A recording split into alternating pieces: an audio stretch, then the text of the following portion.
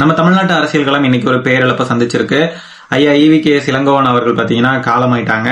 என்னுடைய ஆழ்ந்த இரங்கலை தெரிவிச்சுக்கிறேன். ஆனா கேடு கெட்டதுலயும் கேடு கெட்டவனுங்களா இந்த நாம் தமிழர் கட்சிக்காரனுங்க EVKS இளங்கோவன் ஐயா அவர்கள் இந்த மறைவிலையும் சந்தோஷப்பட்டு கொண்டாடிக்கிட்டு இருக்கானுங்க. சைமன் செபாஸ்டியன் அவர்களுடைய வளர்ப்பு என்ன அப்படின்றத நம்ம இங்க இருந்தே புரிஞ்சுக்க முடியுது. இந்த காணொலியை லைட்டா பாருங்களேன்.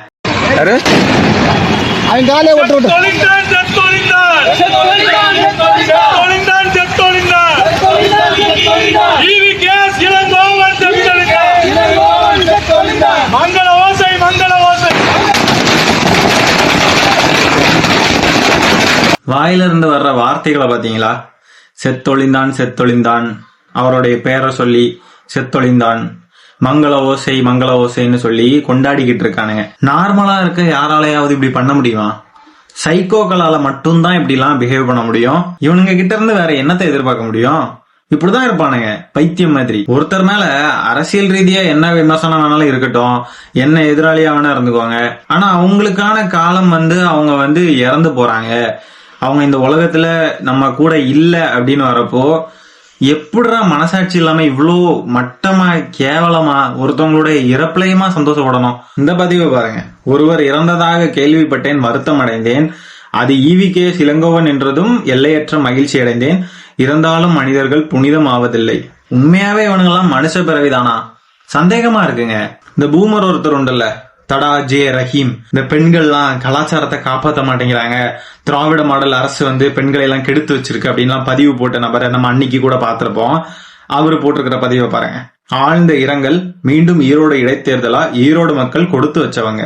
இப்ப இவனுங்கெல்லாம் EVKS இளங்கோவன் அவர்களை பார்த்து இப்படி பேசுறது, இப்படி கொண்டாடுறது, இதெல்லாம் தானே சிங்களம் பிரபாகரன் அவர்களுக்கு பண்ணனா? அப்போ அதை தவறுன்னு சுட்டி காட்டினவனுங்கெல்லாம் இன்னைக்கு அதே விஷயத்த ஏன் பண்றானுங்க? தவறுன்னு தெரியுதுல்ல. கொஞ்சம் கூட ஒரு மனிதாபிமானமோ மாண்போ இவனுங்க கிட்ட எல்லாம் எதிர்பார்க்கவே முடியாது. ஆனா சைமன் செபாஸ்டியன் அவர்களை ஒரு விதத்துல பாராட்டலாம்.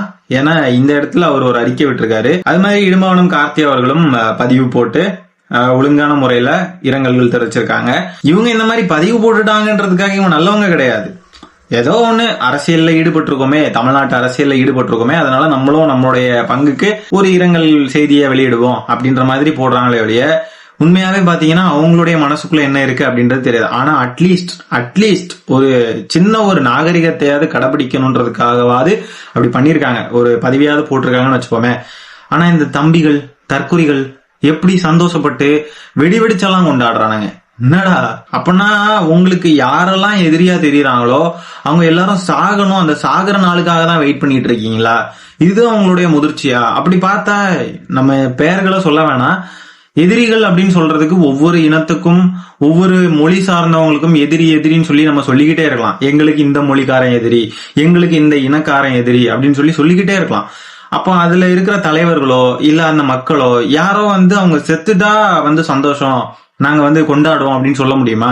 இந்த அரசியல் செய்யறதே எதிர்த்து பேசுறதா இருக்கட்டும், எதிர் விமர்சனங்கள் வைக்கிறதா இருக்கட்டும், கேலி பண்றதா இருக்கட்டும், கிண்டல் அடிக்கிறதா இருக்கட்டும், எல்லாமே ஒரு நல்ல சமுதாயத்தை செதுக்கிறதுக்காக பண்ற ஒரு விஷயமா தான் எல்லாருமே பண்ணிக்கிட்டு இருக்கோம். ஆனா ஒருத்தவங்களுடைய இறப்புலையும் போய் சந்தோஷப்படுறது, கொண்டாடுறது எப்படி இருக்குன்னா, அந்த நல்லபடியா செதுக்கி கொண்டு போயிட்டு இருக்கிற அந்த ஒரு அரசியலை கேவலமான கேடுகெட்டத்தனமான ஒரு அரசியலா வெளியிருந்து பாக்குறவங்களுக்கு அப்படி ஃபீல் ஆகும். என்ன இவ்வளோ கேவலமா இருக்கு அரசியல் அப்படின்றது அப்படின்னு ஃபீல் ஆகிற அளவுக்கு ஒரு கேடுகட்ட அரசியலை முன்னெடுத்திருக்கானுங்க இந்த ஜாம்பி பயலுக. ஒரு சமூகம் நல்லபடியா நாகரிகமான சமூகமா உருவாகிறதுக்கான அரசியலை தான் எல்லாருமே பண்ணணும். எப்படிப்பட்ட ஒரு எதிரியாக நம்ம அவங்கள கன்சிடர் பண்ணாலும், கொள்கை எதிரியா இருக்கட்டும், மொழி ரீதியான எதிரியா இருக்கட்டும், யாரா இருந்தாலுமே அவங்களுடைய இறப்புல ஒரு நாகரிகமான ஒரு முறையில அவங்களுக்கு ஒரு வருத்தம் தெரிவிக்கிறது, அவங்க இறப்பு நிகழ்ந்ததுக்கு ஒரு வருத்தம் கண்டிப்பா மனசுல வரணும். அதுதான் ஒரு நாகரிகமான அரசியலா இருக்க முடியும். அப்ப இவனுங்கெல்லாம் என்ன அரசியல் பண்றானுங்க, என்ன அரசியல் கட்சி? இதுலயும் இனவெறி பிடிச்சு போய் திரிறானுங்க. அவர் EVKS இளங்கோவன் ஐயா அவர்கள் தமிழரே கிடையாது, அவரு கன்னடர், அவரு அப்படி அவரு இப்படி. எப்போதான்டா நீங்க எல்லாம் கொஞ்சம் ப்ராக்ரெசிவா மாறுவீங்க? ரெக்ரெசிவா தான் போய்கிட்டே இருப்பீங்களா? இன்னும் எல்லாரும் ப்ராக்ரெசிவா போறதை நோக்கி போயிட்டு இருக்கிறப்போ இவனுங்க மட்டும் தனியா ரெக்ரெசிவா போவானுங்க. இதே இனவெறியில தான் இந்த உலகத்திலேயே யங்கஸ்ட் செஸ் சாம்பியன் அப்படின்ற ஒரு சாதனையை புரிந்த குகேஷ்ன்ற அந்த தம்பியையும் தெலுங்குன்னு பிராண்ட் பண்ணி இன வெறிய வெளிக்காட்டிக்கிட்டு இருக்கானுங்க.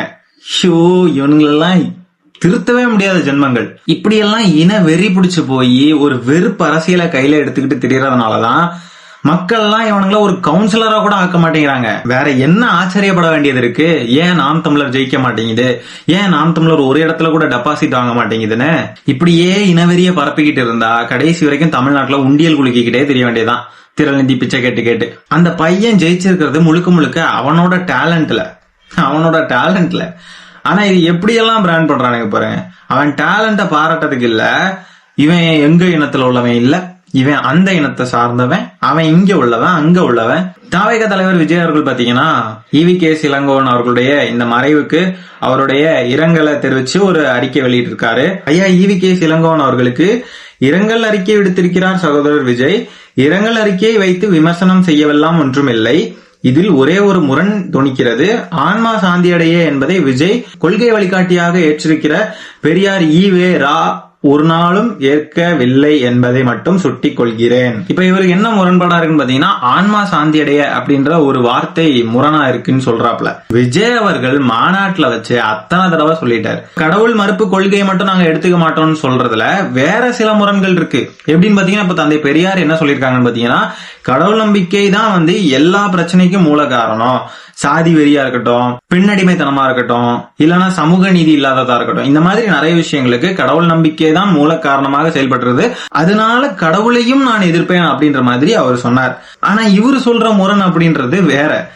ஆன்மா சாந்தியடைன்றது அவரு கடவுளை நம்புறாரு, அவர் சொல்றாரு. அவர் பெரியார் சொன்னா இந்த கடவுள் மறுப்புன்ற கொள்கையை மட்டும் நான் எடுத்துக்க மாட்டேன்றதுல ஸ்ட்ராங்கா நிக்கிறார். ஆனா அவர்கிட்ட முரண் இருக்கு அப்படின்னு சொன்னா, நான் முதல்ல சொன்ன மாதிரி ஒரு முரணை வச்சு கேள்வி எழுப்புறீங்க அப்படின்னா மட்டும்தான் அது சரியா இருக்க முடியும். இப்படி கேனத்தனமான கேள்விகளை எழுப்பி இவனுங்க அறிவாளிகள் மாதிரி காட்டிக்கிட்டு, பாருங்க விஜய்க்கு ஒண்ணுமே தெரியல, எங்க அண்ணன் கேள்வி எழுப்பிட்டார், எங்க அண்ணன் கேட்ட கேள்விக்கு அவருக்கு பதில் இருக்கா, அந்த மாதிரி அவருக்கு ஒண்ணுமே தெரியாது அப்படின்ற மாதிரி ஒரு இமேஜை கிரியேட் பண்ணி இவனுங்க அறிவாளிகளாக பாக்குறானுங்க. ஆனா கார்த்தி அண்ணனுக்கு ஒண்ணு தெரியல, இவங்க கும்பலுக்குலாம் அறிவு இருக்கு அப்படின்ற மாதிரி ஒரு விஷயத்த தமிழ்நாட்டு மக்கள் என்னைக்குமே ஏத்துக்க மாட்டாங்கன்ற நிதர்சனம் புரியாம கார்த்தி அண்ணன் இவருக்கு அறிவு இருக்கிற மாதிரியும் விஜய் அவர்களுக்கு அறிவு இல்லாத மாதிரியும் போர்ட்ரே பண்ண ட்ரை பண்றது வேஸ்ட்ன்றத அவருக்கு தெரியாம பண்ணிட்டு இருக்காப்ல. சரி மக்களே, இந்த வீடியோவை இதோட என் பண்ணிக்கிறேன். இந்த வீடியோல நம்ம பேசியிருக்கிற விஷயங்களை பத்தி உங்களுடைய கருத்துக்கள் என்னன்றத கமெண்ட்ல பதிவு பண்ணுங்க. மீண்டும் அடுத்த வீடியோல சீக்கிரமா உங்களை சந்திக்கிறேன். நன்றி, வணக்கம். மும்முனை போட்டியாக ஈரோடு தேர்தல் களம் இருக்குது. இதுல காங்கிரஸ் வேட்பாளருக்கு வயது 74, அதிமுக வேட்பாளருக்கு வயது 71, நாம் தமிழர் கட்சியினுடைய வேட்பாளரான எங்க அக்கா மேனகாவுக்கு வயது 34. அவங்க போடுவாங்க, ஒருவேளை ஈவிகேஎஸ் இளங்கோவன் வென்று அவரே சொல்றாரு கடைசி காலத்தில் இருக்கிறேன்.